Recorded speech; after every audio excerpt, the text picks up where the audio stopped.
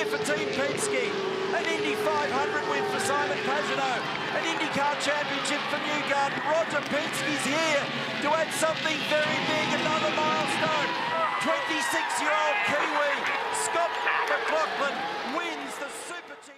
Hey guys, welcome back to a brand new video. In today's video, we're going to be talking about how Scott McLaughlin got to where he is today.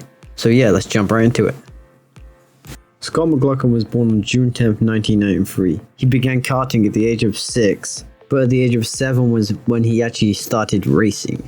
He had a bit of sex, but it wasn't until 2008 when he won the Australian National Sprint Kart Championship when he really saw his first success. In the same year, Scott also competed in the Gen I Rotex Max and he finished second in that championship, so clearly he had some success in his early career. It wasn't anything spectacular, but he clearly had potential for some sort of racing career.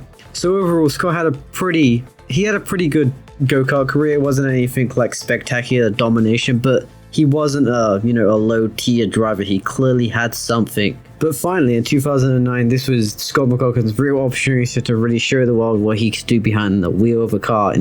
He competed in the Golden Holden 1 hour and finished a respectable 8th place. Which, considering this was his first time in a real race car, that is insanely good. Like, amazing. 2010 was a really big year for him, but he finally got his big break and got promoted to the V8 Supercars development series. For anyone who doesn't know, that is a series very much like Indy Lights or F2, where it's the second tier to the big tier. So he had but unfortunately for him, he moved up so fast that he didn't actually have the required licensing points to run for that series, so he had to miss out on the first round. He had to race in 1 round of Formula Ford and 2 rounds of the mini challenge series to get the required licensing points to race for the V8 Supercars development series. Despite missing the first round of that series, he still managed to finish a respectable 12th position, which, considering all odds, he had to race in Formula Ford, he had to race in a few other series to be able to get the amount of licensing points. Finishing in 12th in his first season was incredibly amazing, actually. And again, for the second year in a row, he would again return to that series with the Stone Bros Racing, and he finished 4th position in that series, which that's pretty impressive considering it's his second year. And finally, in 2012, he managed to wrap up the championship and win it, which that's pretty good considering it was his third year in that series. And that win actually managed to secure him a one-off race in the Sandown 500, what was a good opportunity for him. He partnered in that race with Jonathan Webb, and he got 10th position in that race. And considering all odds, it's his first V8 supercar race. This car has way more power. This car is a completely different car, different team. He managed to get 10th position in that race.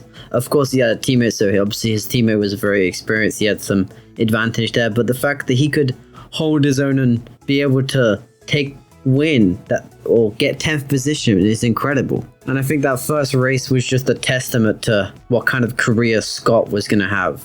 After having a successful first debut race, he also got offered a few other one-off races in that season before being offered a full-time seat with Gary Rogers Motorsport, making Scott McLaughlin the youngest driver to ever race in V8 supercars. He then follows up just 4 races later, becoming the youngest ever V8 supercar winner, what just shows the potential he showed.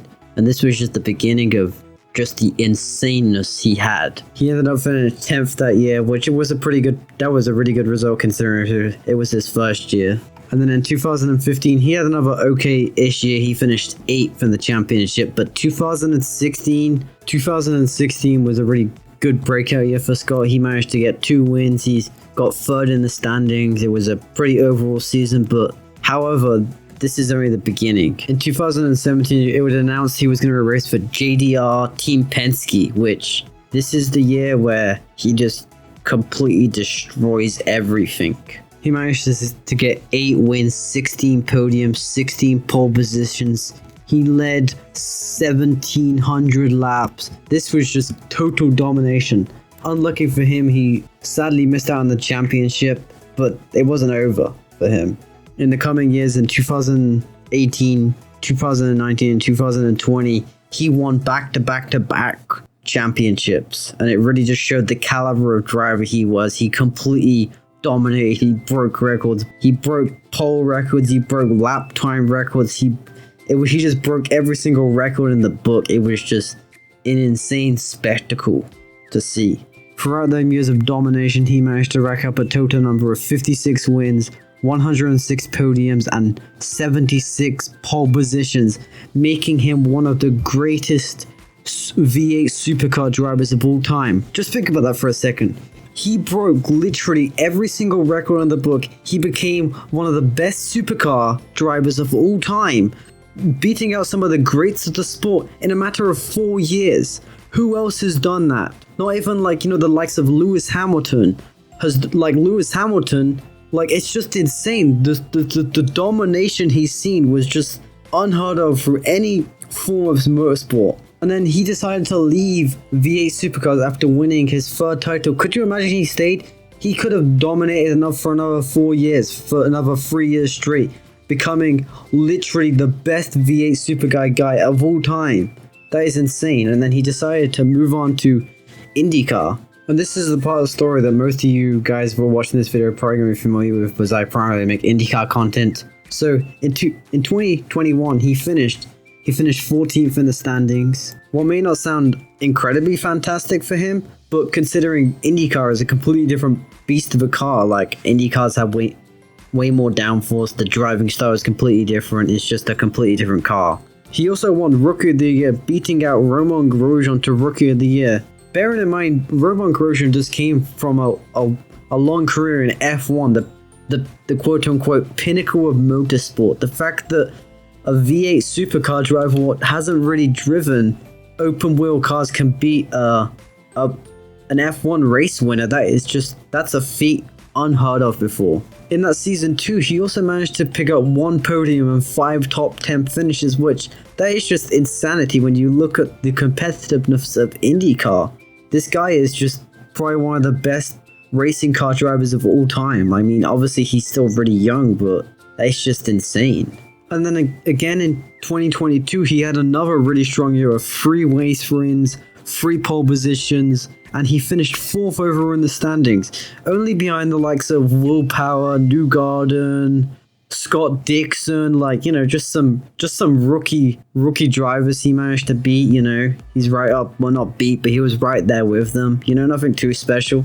And I truly believe this is only the beginning of his IndyCar career. I'm sure I predicted that he was going to win the championship this year. If he doesn't win it this year, I'm sure he's going to win it at some point.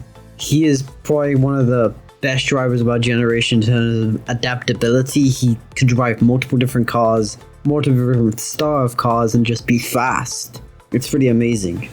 So that's gonna be about it with this video. If you guys could leave me a comment and subscribe to my YouTube channel. This video took a really long time to make. It took me probably over a week of researching all this information to get it right. And I would appreciate that. It took me a really long time. If you guys could just give me some support, that'd be awesome. So yeah, thanks for watching, guys, and I'll see you guys later. He competed in the gold